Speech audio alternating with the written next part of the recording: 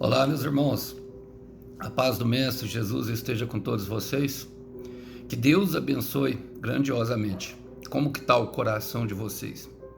A minha oração é para que a paz de Deus, que excede todo o entendimento, alcance a mente e o coração, os pensamentos e os sentimentos. Vamos para a nossa conversa, que o Senhor possa vir falar conosco sempre por intermédio da sua santa palavra. Que Deus abençoe.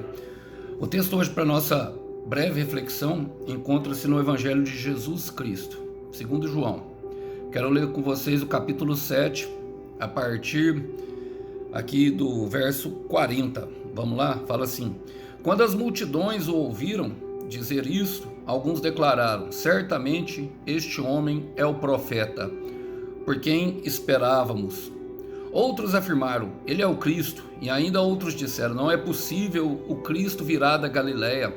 As Escrituras afirmam claramente que o Cristo nascerá da linhagem real de Davi, em Belém, o povoado onde o rei Davi nasceu. Assim a multidão estava dividida a respeito de Jesus.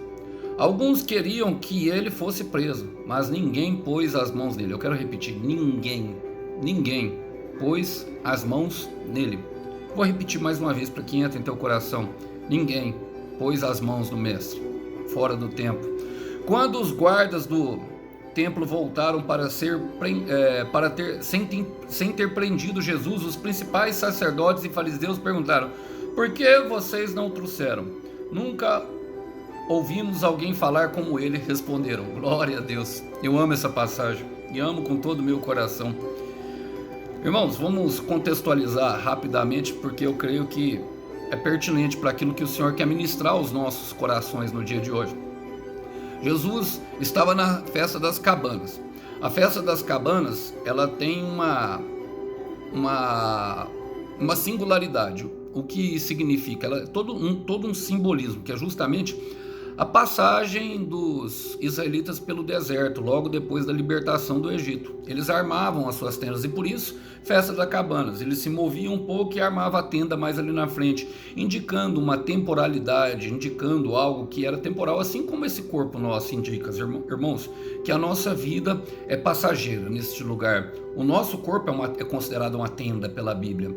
A palavra fala que Abraão não se apegou à tenda, ela tem todo esse simbolismo, que Abraão não se apegou à promessa, armando e desarmando as suas tendas enquanto seguia a terra prometida.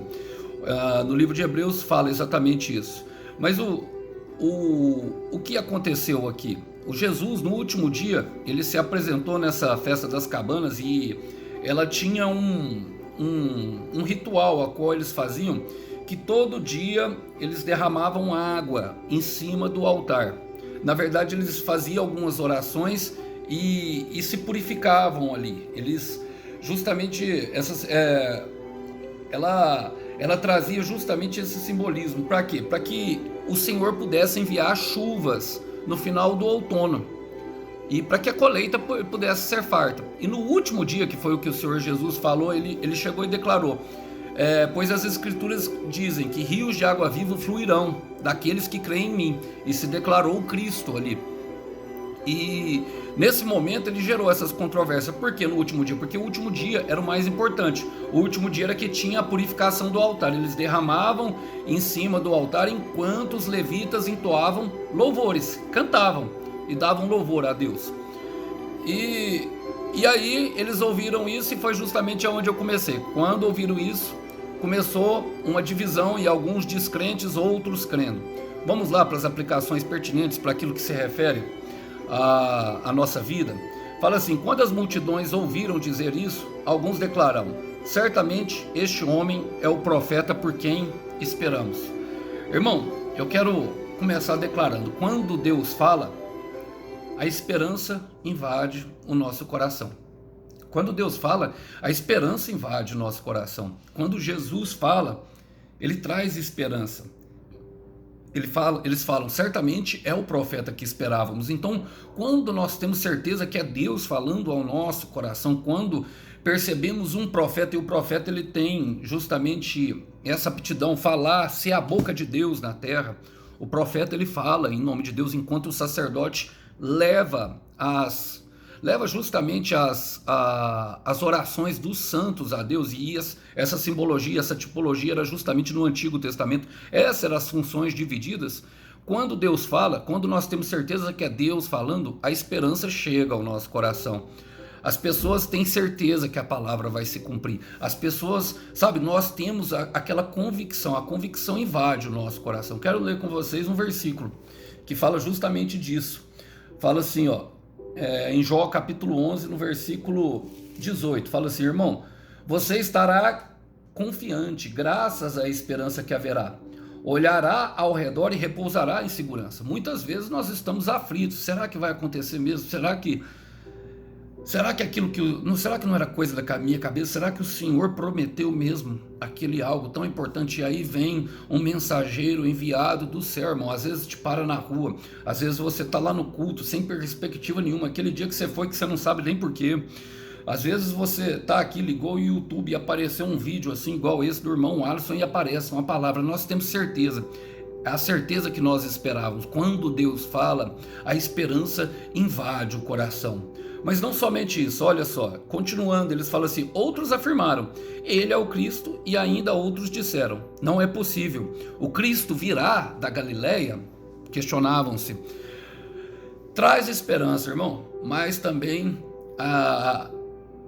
dividirá, mas também acontecerá divisões, sabe? As opiniões vão se dividir sobre Jesus, as opiniões vão dividir sempre a palavra, entre aquele que crê e aquele que não crê. Vai acontecer isso, é algo justamente, irmão, que é profético, sabe?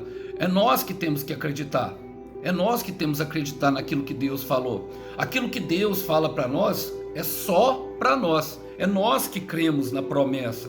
Então alguns vão perguntar: será que é Cristo? Será que não é Cristo? Será que é promessa? Será que não é promessa? Será que Deus falou? Será que Deus não falou? Agora, irmão, a responsabilidade da promessa, ela só se dá a nós. Ela só, sabe, ela dividirá as opiniões, mas é nós que precisamos acreditar.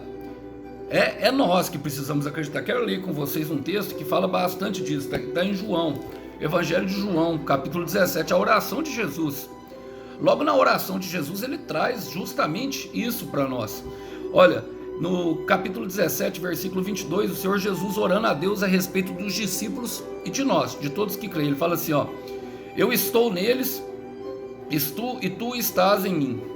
Quero ler o versículo antes. Ele fala assim: eu dei a eles a glória que tu me deste, para que eles sejam um, como nós somos um. E eu estou neles, e tu estás em mim, que eles experimentem unidade perfeita. Eu quero que você guarde essa palavra, unidade perfeita, para que todo mundo saiba que tu me enviaste e que amas tanto quanto me amas. Percebe isso, irmãos? Percebe essas palavras que o Senhor fala? Para que eles saibam que Deus nos ama o tanto que ele ama Jesus. É na mesma quantidade, irmãos. Mas essa palavra unidade perfeita, logicamente, se refere ao corpo de Cristo. Mas no corpo de Cristo nós percebemos que tem várias funções, irmão. A unidade, ela não pode ser confundida com a uniformidade. Muitas vezes nós encontramos em lugares aonde nós vamos que as pessoas, os líderes, até usam aquele versículo que Paulo usa, fala assim: assim como eu sou imitador de Cristo, sejam meus imitadores. Mas nós devemos perceber que Paulo era imitador de Cristo. Paulo, ele estava justamente apontando para a pessoa de Jesus. Jesus sempre foi o nosso maior exemplo. Eu quero repetir: Jesus sempre será o nosso maior exemplo. Mas nem Jesus e nem Deus exige de nós, porque ele fez nós, cada um, com um propósito pessoal. Tem propósito, sim. Por exemplo, Deus tem um propósito para o Brasil. Deus tem um propósito para Minas Gerais e para todos os estados. Deus tem um propósito para Uberlândia, para a minha comunidade. E ele tem, sim, propósitos comunitários. Deus tem propósito para um casal de marido e mulher. Deus tem, mas ele tem um propósito pessoal para cada pessoa. E isso é pessoal, isso é só Deus que fala no nosso coração, é através de uma busca, irmão. Então, a unidade, ela só pode ser perfeita pela paz vinculada por meio do Espírito Santo. Paulo afirma isso. A armadura de Saul, ela não te promove, irmão, ela te paralisa. A armadura de Saul, meu irmão, ela não te promove, ela te paralisa. Precisamos entender, Deus quer que nós sejamos quem exatamente nós nascemos para ser. É o inimigo que desvirtua isso. A uniformidade, ela vem de Satanás. Ela vem de Satanás, irmãos. Não tenho dúvida. Não temos que parecer com ninguém. Eu me chamo Alisson. E eu gosto do meu nome. Gosto mais do meu nome que do meu título que eu ganhei na igreja, na verdade, que eu entendo como uma função eclesiástica, que é o presbítero. Mas eu gosto de ser chamado de Alisson. Eu gosto. É o meu nome, é como Deus me conhece. O nosso nome está gravado na palma da mão de Deus. E é assim que eu gosto. Ele me conhece pelo meu nome. Eu não gosto de ser chamado de apelido, não gosto. Não é que eu não gosto, é porque alguns apelidos são depreciativos.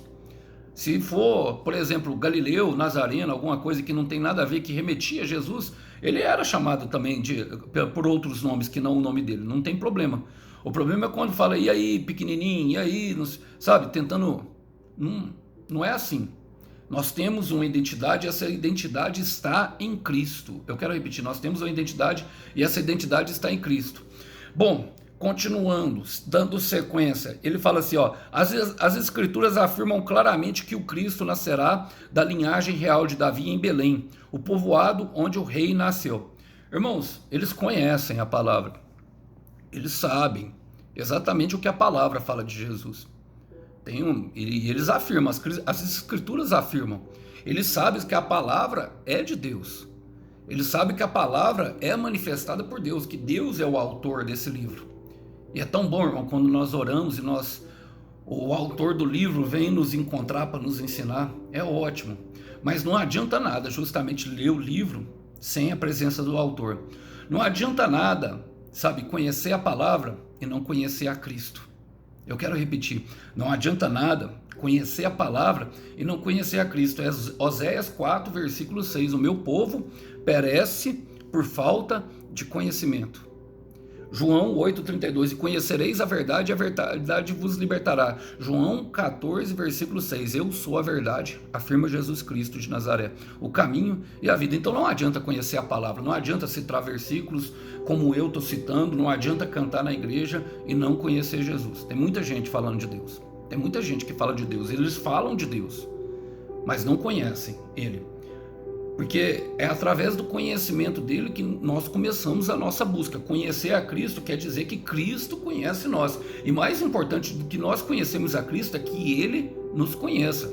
Então é necessário, João 3,30, que eu me esvazie de mim mesmo para que nós possamos conhecer Ele. Que o Espírito Santo ministre em nós, que eu diminua para que Ele cresça. Que eu diminua para que Ele cresça. Então tem muita gente falando de Deus, eles falam de Deus. Eles falam de Deus, meu irmão, sabe? Criticam o corre de quem está fazendo algo, mas se esquecem de fazer o seu. E na estrada da vida, meu irmão, na estrada da vida, vários irmãos se corromperam. Dalila traiu Sansão e Judas se vendeu. Judas andou com Jesus. Judas expulsava demônios, Judas pregava a palavra, Jesus deixou ele se sentar à mesa da Santa Ceia, mas ele se vendeu. Então, não adianta conhecer as Escrituras, tem que conhecer Jesus, tem que viver Jesus. Vamos seguir, fala assim, ó, alguns queriam que ele fosse preso.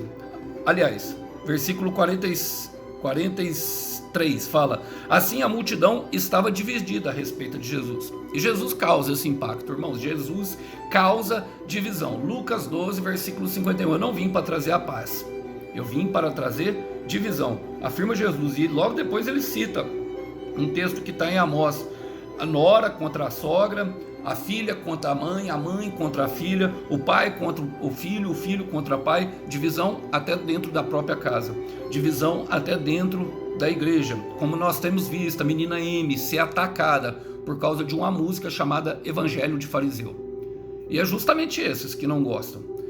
Normalmente quando nós nos sentimos ofendidos com alguma palavra, irmão, é porque Jesus está tocando exatamente naquela parte do nosso coração.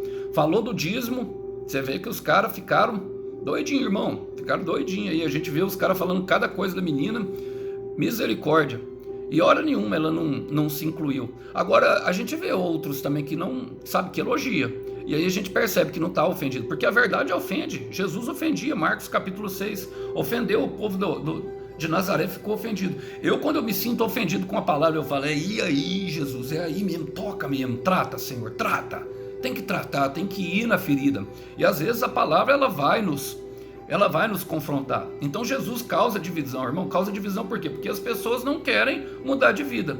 A hora que nós tocamos na ferida, a hora que um pregador toca na ferida, a hora que Deus fala através do pregador e ele toca na ferida, a pessoa se revolta com o pregador, fala isso não é de Deus. Mas eu gosto de uma frase de Agostinho.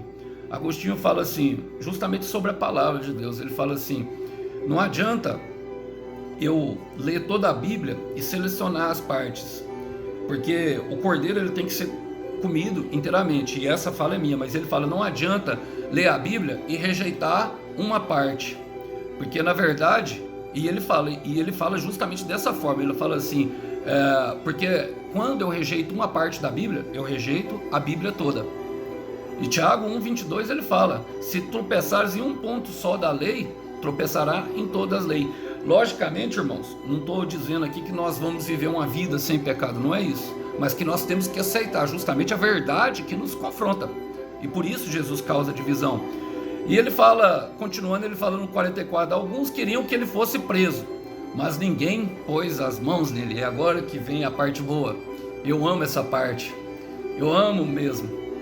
Irmãos, olha só, alguns queriam pôr a mão nele, mas ninguém pôs a mão dele. Sabe por quê? Porque ninguém toca naquele que é de Deus. Ninguém toca, não toca, não toca na menina dos olhos, não toca no escolhido, não toca naquele que Deus chamou, não toca naquele que tem vivido segundo o seu propósito, não toca. 1 João, meu irmão, capítulo 5, versículo 18, aquele que é de Deus, o maligno não toca, não toca. Primeira epístola de João, capítulo 5, versículo 18, anota esse versículo e deixa ele entrar dentro do teu coração, aquele que é de Deus, o maligno não toca. Não podem te tocar, sabe?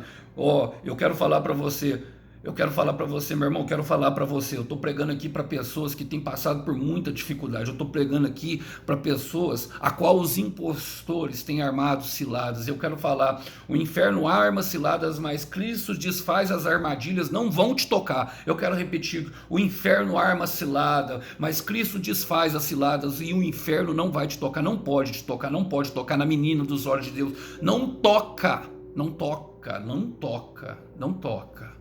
Pode até passar aberto, a gente sente às vezes uma opressão, sentimos o bafo quente, mas se você está firme no propósito, irmão, querendo aprender mais de Cristo, orando, não toca, não toca, não toca. Salmo 91, versículo 7, 1000 cairão à tua direita, 10.000 à tua esquerda, mas tu não serás atingido, não será, irmão, não toca, não toca, não toca, não toca, e não vai tocar e também em quem você tem orado. Não vai tocar, não toca em você e nem na sua família. Às vezes Deus permite até que a coisa fica feia para a pessoa chegar ao arrependimento, mas não toca, tocar não, sabe? É por isso que você estava subindo na Avenida Brasil, o carro capotou e você saiu livre, pegou Covid 18, 19, 20, 21, 22 e não morreu, sabe? É por isso que você passou mal, vomitou até as tripas, mas saiu de lá inteiro com a paz no coração. É por isso, sabe? Tava chorando, tava triste, tava com o coração apertado, pensou mesmo em pular, mas não conseguiu, porque não toca. Muitas vezes o pensamento de morte passa pela cabeça, mas não toca, não consegue, não toca. E eu sei que o inferno fica com raiva quando eu falo, mas não toca. As escrituras afirmam, não toca.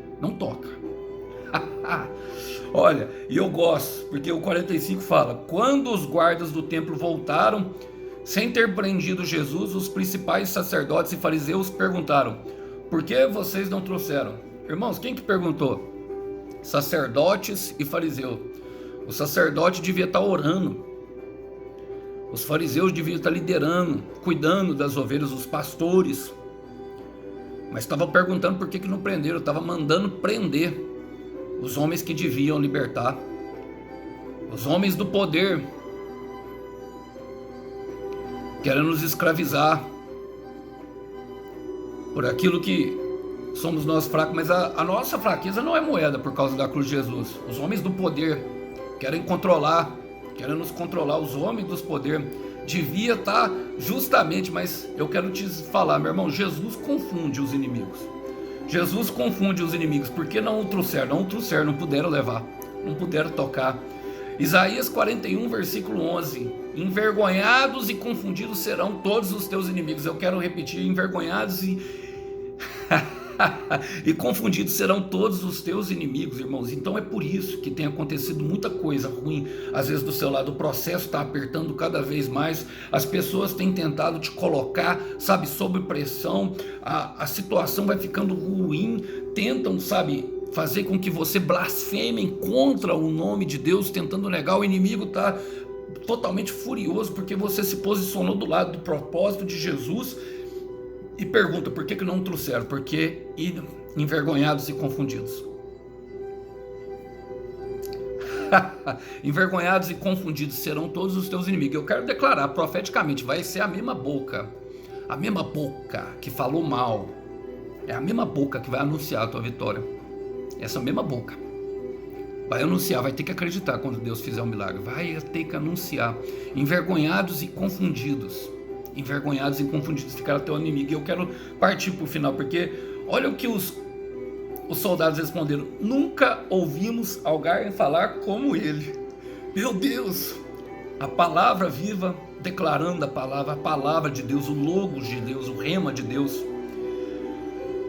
Responderam eles: nunca ouvimos falar como ninguém. Sabe por quê, irmão? E é isso que as pessoas não entendem, por isso que as pessoas buscam. Hoje mesmo eu estava conversando com a irmã, trabalhando, e as pessoas, eu vejo um desespero nelas, sabe, de buscar na religião aquilo que só Deus oferece. E Deus olha na simplicidade do coração, irmãos, sabe, eu por exemplo, eu entendo igreja como algo secundário. Nós devemos ter uma comunidade de fé, mas não é através da construção que nós vamos chegar, sabe, porque a palavra é suficiente. Nunca ouvimos alguém falar como ele. A palavra é suficiente. A palavra ela é poderosa para curar. A palavra ela é poderosa para libertar. Conhecereis a verdade e a verdade vos libertará. Se realmente e verdadeiramente o Filho do Homem vos libertar, verdadeiramente vos serei livre. João 8:34. Segura essa, porque Hebreus 13:8 fala que Jesus Cristo é o mesmo ontem, é o mesmo hoje e será o mesmo para sempre. Ele continua libertando, ele continua curando, ele continua transformando a mente, e ele também transforma pessoas que teoricamente teriam que prender, estão libertando agora. Estavam programados para prender, mas libertaram, soltaram. Não ouviram a voz do inferno, não ouviram. Sabe por quê? Porque Jesus Cristo é suficiente. Quero terminar com vocês com um texto que eu gosto muito, que é justamente o 2 Timóteo, capítulo 3, versículo, irmãos, fala, no versículo 16, fala assim, ó: toda a escritura é inspirada por Deus e útil para nos ensinar o que é verdadeiro e para nos fazer perceber o que não está em ordem na nossa vida. Ela nos corrige quando erramos e nos ensina a fazer o que é certo. Deus a usa para preparar e capacitar seu povo para toda boa obra. Jesus Cristo é o mesmo hoje, ontem e para sempre. Eu quero citar também uma de Paulo, porque Paulo fala justamente dela dentro da família, com os maridos. O que ela é capaz de fazer. Ela fala assim, ó: maridos, ame. Efésios 5, versículo 25. Maridos, ame a cada um a sua mulher, assim como Cristo amou a igreja e entregou-se por ela. Com qual finalidade? Ele fala no versículo 26, para santificá-la, tendo-a purificada pelo lavar da água da palavra, mediante a água da palavra.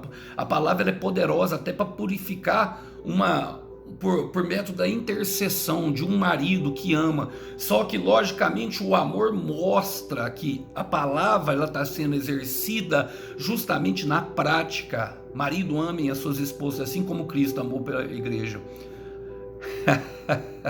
A palavra ela é poderosa, irmão. A palavra ela é suficiente. Nós não precisamos de mais nada. Não precisamos. Jesus Cristo é suficiente. Eu quero terminar parafraseando Martinho Lutero: somente glória a Deus. Jesus é suficiente. A graça de Deus é suficiente. Somente as Escrituras. Somente as Escrituras, somente Jesus, somente a graça, somente glória a Deus. Somente glória a Deus, irmãos. É poderoso. E não precisamos. O que precisamos é acessar, entrar no nosso quarto de oração, sabe? derrubar o véu que foi colocado pela nossa tristeza ou pela religião, meu irmão, e acessar o trono da graça no tempo oportuno. E qual que é o tempo oportuno? É o tempo que a tristeza tenta bater o meu coração e que eu penso que as promessas não vão se cumprir. Jesus vem e renova o nosso ânimo e diz para você: vai acontecer, siga em frente, somente continue. Se você não parar, você vai chegar lá. E é essa palavra, irmãos, que eu gostaria de deixar com todos vocês. Somente a palavra, somente a graça, somente Jesus, glória somente a Deus. Que Deus abençoe vocês, a paz do Mestre Jesus esteja com todos. Tchau, tchau.